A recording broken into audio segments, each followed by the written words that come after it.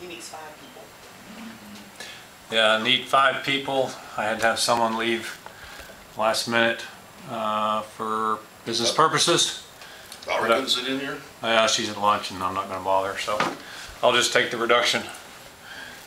All right. Again, thanks everybody for coming and helping me out with my speech. Noise exposures are part of our everyday lives, and although we may know something about them, we really don't do much to change it. Making simple changes to our surroundings can help decrease that possibility of premature hearing loss. Although noise levels have decreased over the years, they are still in existence. You may have noticed on a lot of the appliances when you are purchasing that they have noise levels actually on labels and things of that nature. You may also notice that a lot of appliances nowadays are a lot quieter than they used to be just a few years ago. Even though a lot of appliances are quieter at first, they tend to get a little noisier over time as a few years go by. Hearing loss is basically something we do not have to live with. We just make a few changes. It is time for us to look at our surroundings and make some changes in our home. It is up to you to lessen those exposures, to improve that possibility of, again, lessening your chance of hearing loss. I'm going to talk to you about a few things today related to noise exposures that you have in your home. One of those is just the age of your current appliances. The other item will be the things that you look for when you are purchasing a new appliance for your home, or for just the general maintenance that you can do to prolong and keep it quieter for longer. The first thing I'd like to talk about is the possible appliances that you have currently now and the age that they are. The old appliances that you have in your home could be have those higher levels that are louder than normal. Generally speaking, if you have a home that is more than 10 years old and you still have the current appliances in that home, those noise levels are probably too loud. Let's talk about just a few of those items that those might be. You know, these are items in the kitchen like your dishwasher, your garbage disposal, that range hood over your oven, or possibly the washing machine nearby. A lot of these items also like the vacuum cleaners and the bathroom exhaust hood, the exhaust fan, as well as you know, your paper shredders, your hair dryers, the blenders, just things around inside your home. A lot of these things you might have identified, and now you're wondering, okay, so how do I determine how loud they are? What are those noise levels? Well, as a general test, just basically have a normal conversation with your spouse or a friend in the room that these particular items are running.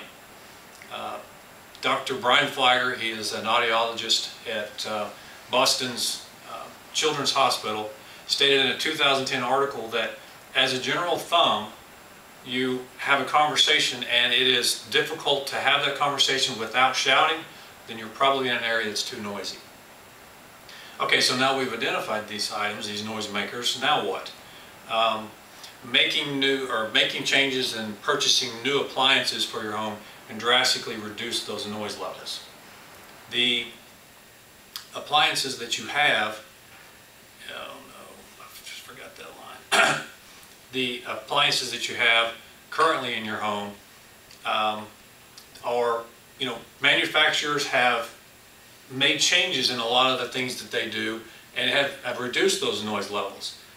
Jenny Sprandio has written an article doing a review of her Energy Star appliances and says that her dishwasher has actually reduced the noise so much that she can hardly hear it anymore.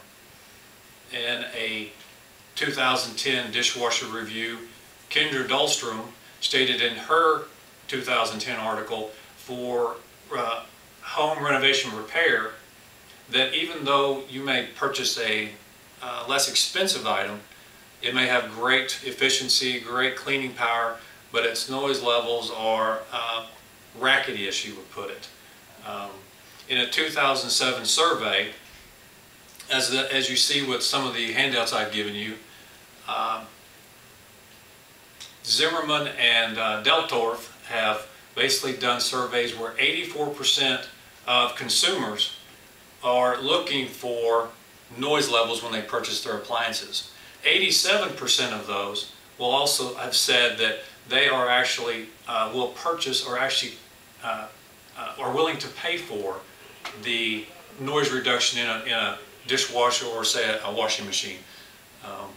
Those are just some of the things that they are willing to pay for extra to get that noise reduction down. Okay, so new is in, noise is out, so now how do we keep it that way?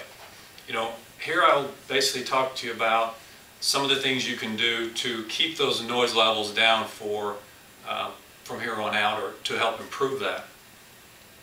The owner's manual is probably the most important thing, is to read that owner's manual of that new appliance you've just got. Knowing what it is capable of will help you keep from burning up that motor on that possible garbage disposal for improper use.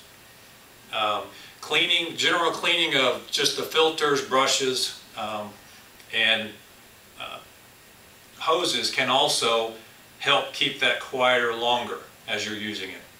Also, some cleaning of dust and debris will also make an improvement, keeping it from getting into the motors, bearings, and just general parts, so that they will again stay quieter longer. One of the things about a lot of appliances they all have in common, they all have a drive motor. One of the things about drive motors is they will start to get hot, and as they get hot, it's important to know that we need to continue to lubricate those so that it will minimize that wear that you're going to get on that motor, will help in that friction. You know, WD-40 is okay, but you want to use a Teflon type lubricant, because it will last longer and it basically makes it where you don't have to apply it as often. So I hope that in the message I've given you today, that you have heard today, will help you to continue to hear tomorrow. In conclusion, making simple changes to some of the noises that you have in your home can reduce that possibility of hearing loss later. Here I am on my conclusion. The noise exposures that you have in your home can again help by doing some of these items that we've talked about. The old appliances that you have in your home, replacing those will definitely help in reducing those noise exposures.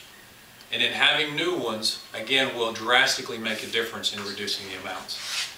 Knowing how to use, care, and maintain those will also keep them quieter longer.